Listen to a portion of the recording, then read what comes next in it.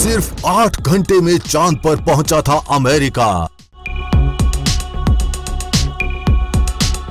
चीन को लगे थे 4 दिन 12 घंटे। रूस को बस 4 दिन ही लगे थे। लेकिन चंद्रयान 3 को पहुंचने में लगेंगे 40 से 42 दिन।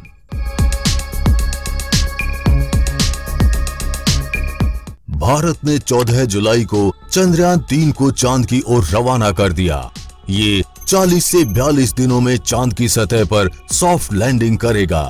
23 अगस्त को शाम 5:47 पर चंद्रमा की सतह पर सॉफ्ट लैंडिंग की कोशिश करेगा। उससे पहले ये धरती के 30 से 31 दिन तक 5 चक्कर और फिर चंद्रमा के 13 दिन तक 8 चक्कर लगाएगा। 6 दिन का समय चंद्रयान 3 चांद तक जाने में इसको लगेगा। अब सवाल ये है कि आखिर स्पेसक्राफ्ट को लैंड कराने से पहले गोल गोल क्यों घुमाया जाता है? क्या इसे सीधे चांद पर नहीं भेजा जा सकता है? क्या नासा भी ऐसा ही करता है? अगर नहीं तो इसरो ऐसा क्यों कर रहा है?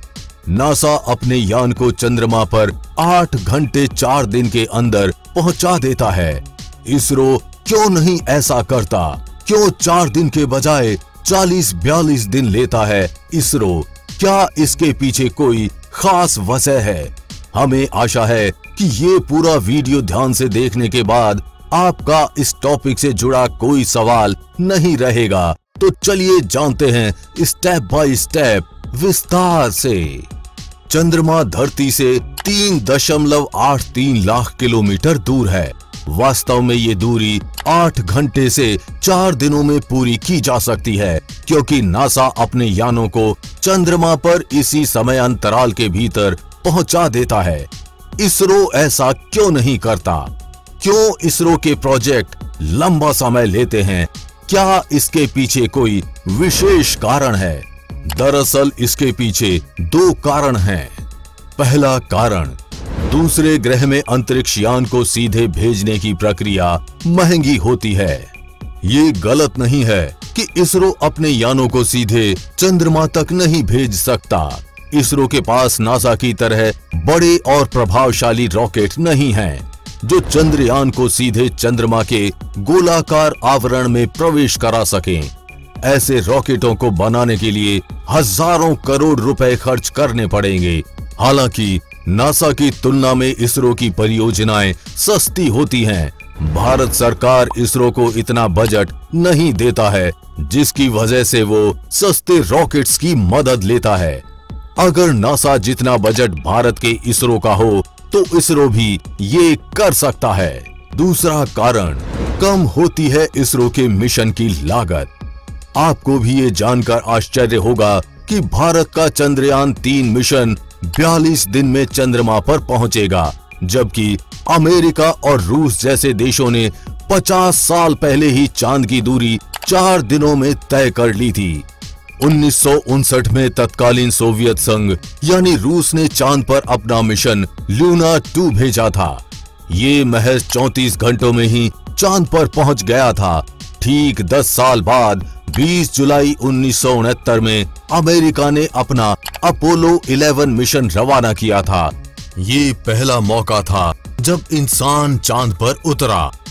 इस मिशन को चांद पर पहुंचने में 4 दिन 6 घंटे और 45 मिनट का वक्त लगा था।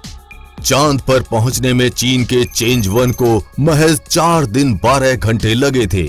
हालांकि ऐसा स्पेसक्राफ्ट भी रहा है जिसे चांद तक पहुंचने में आधा दिन भी नहीं लगा है। ये स्पेसक्राफ्ट था अमेरिका का न्यू होराइजन्स, जिसे चांद तक पहुंचने में सिर्फ 8 घंटे 35 मिनट लगे थे। लेकिन चंद्रयान 3 को पहुंचने में लगभग 40 से 42 दिन लगेंगे। कारण है चीन, अमेरिका और सोवियत संघ के रॉकेट लॉन्चिंग की कीमत 550 करोड़ से 1000 करोड़ रुपए के बीच होती है।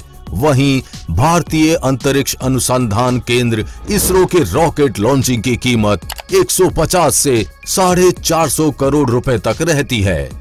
सस्ते स्पेसक्राफ्ट में कीमत कम करने के लिए कम ईंधन भरा जाता है। स्पेसक्राफ्ट में ईंधन सीमित मात्रा में होने की वजह से इसीलिए उसे सीधे किसी अन्य ग्रह पर भेजने से बचा जाता है, क्योंकि इसके कारण सारा ईंधन समाप्त हो जाएगा।